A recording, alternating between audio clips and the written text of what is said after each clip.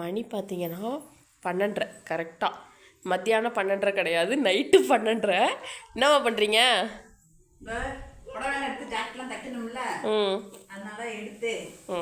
இந்த சாரி ஆமாம்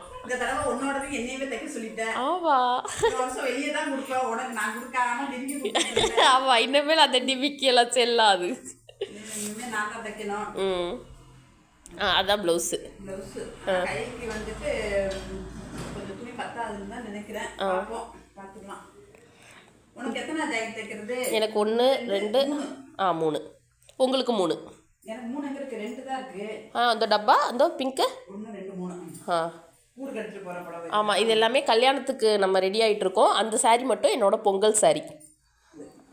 மங்களகரமாக பொங்கல். சரி, டேப் எடுத்துக்கோங்க. கட் பண்ணி வச்சிட்டோம்னா காலையில உட்காந்து வச்சிடலாம். சரி, ஓகே. டைம்ல வெளி துணியே சரியா இருக்கு. போன மாசத்துல எவ்வளவு துணி, இப்போ வெளி துணி தான் தைச்சிட்டு இருக்கோம். இனிமேல் வீட்டு துணியாச்சும் தப்போம். ஆமாம், இன்னும் கொஞ்சம் இருக்கு. இன்னும் ஊருக்கு போயிட்டு வந்து வெளி துணியெல்லாம் தைச்சுக்குவோம். இல்ல போறதுக்கு இன்னும் 4 இருக்கு. ஆமா, எங்க 4 இருக்கு? பொங்கல் வந்துடும். நமக்கு திருப்பதிக்கு போகணும், போற வேலை இருக்கு. போயிட்டு வந்துட்டு நான் இல்லைன்னா திருப்பதிக்கு அந்த சாரி கட்டிக்குவா. திருப்பதியில் கூட்டமாக இருக்கும்.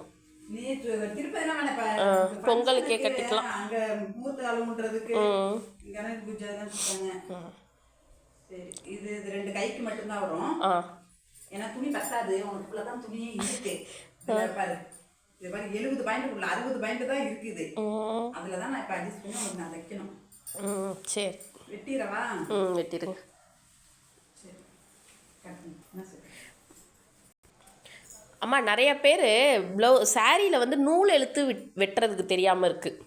அது நான் காட்டுறேன் நான். ஏன்னா நிறைய பேர் வந்து டைலரோ இருக்கட்டும், நார்மல் பேர் இருந்தால் என்ன செய்கிறாங்கனாக்கா 2 பேர் பிடிச்சி தான் வெட்டுறாங்க. அதாவது நம்ம எப்படி நம்ம ஸ்டைலில் வெட்டுவோமோ அதை காட்டுங்க. நிறைய பேர் வந்து 2 பேர் அந்த சைடு ஒரு ஆள் இந்த சைடு ஒரு ஆள் பிடிச்சிக்குவீங்க, அப்புறம் வெட்டுவீங்க. ஆனால் நாங்கள் அப்படி வெட்ட மாட்டோம். அம்மா நைனா வந்து வேறு மாதிரி வெட்டுவாங்க. அதை வந்துட்டு நூல் இழுத்து கட் பண்ண போறோம். நான் அடுத்த வீடியோல உங்களுக்கு காட்டுறேன். ப்ளவுஸ் இது சாரியில வந்துட்டு எப்படி கரெக்டா நேரா வெட்டுறது அப்படின்னு சொல்லிட்டு காட்டுறேன் நான். ஓகே, கண்ணு கொஞ்சம் ப்ராப்ளம். காலையில காட்டுறோம். எல்லாருமே வந்துட்டு சாரியை வந்துட்டு இப்படி பிடிச்சி பார்ப்பாங்க. இந்த பாருங்க, கிராஸ் இப்படி பார்த்து தான் இப்படி பிடிச்சி 2 பேர் வேணும் இதுக்கு வெட்டுறதுக்கு. இல்லைனாக்கா மார்க் பண்ணி கீழே போட்டு வெட்டுறது கஷ்டம். இது நாங்கள் வந்து எப்படி வெட்டுவோம்னாக்கா இப்படி கீழே போட்டு ஒரு இந்த சின்னதாக கட் பண்ணி விட்டு நூல் இழுப்போம். இழுத்தோம்னாக்கா அப்படி நேராக கரெக்டாக வரும். அதோடு வெட்டி போட்டுட்டு தைச்சோம்னாக்கா கொஞ்சம் கூட நெளியாமல் வைக்காமல் நல்லா ஸ்ட்ரெயிட்டாக நேராக அப்படியே அழகாக இருக்கும் புடவை. அதுதான் நான் உங்களுக்கு நாளைக்கு நூல் இழுத்து காட்டுறேன்.